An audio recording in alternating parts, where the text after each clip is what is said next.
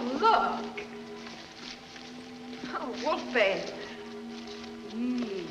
Even a man who is pure in heart and says his prayers by night may become a wolf when the wolfbane blooms and the autumn moon is bright. So you know that one too, huh? Of course.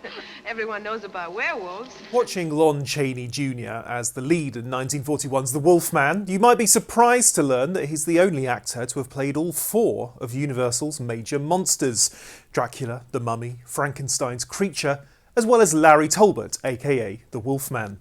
Surprised not because he's bad, but just because he seems to lack the unforgettably creepy presence of forerunners such as Karloff and Lugosi. He's certainly more Hollywood, a slick American star, rather than a weird European, something that's played up to in the plot of The Wolfman, where Larry returns to his Welsh family home after years of study in California. Talbot Castle, Mr. Larry. But maybe being a rather average gentle giant also worked in his favour. Unlike his actor father, Lon Chaney Sr, aka the man of 1,000 faces, Chaney Jr blended in rather than stole the show. In The Wolfman, it's old horror favourites Claude Rains as Larry's father, and in virtually a cameo role as a gypsy, the aforementioned Bela Lugosi, who provide the colour and charisma.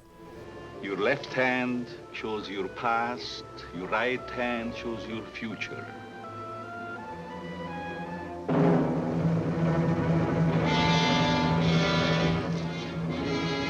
What's the matter? Can't tell you anything tonight. The Wolfman retells the legend of humans turning hairy when the wolfsbane blooms.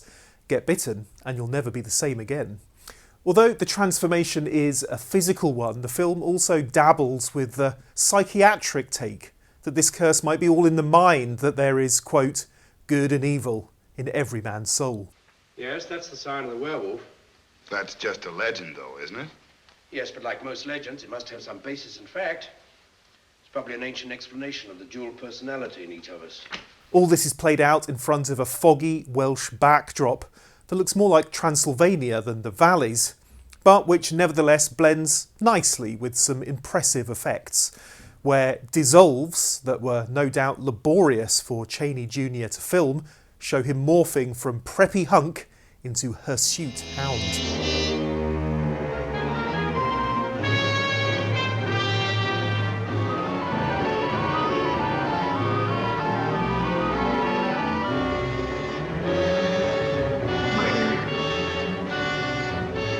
Look out for a fresh-faced Ralph Bellamy too, as the local police chief, known to many 80s movie fans as nasty Wall Street dinosaur Randolph Duke in Trading Places. For his part, Lon Chaney Jr was impressively nondescript enough to play the Wolfman 4 more times in just the next 7 years.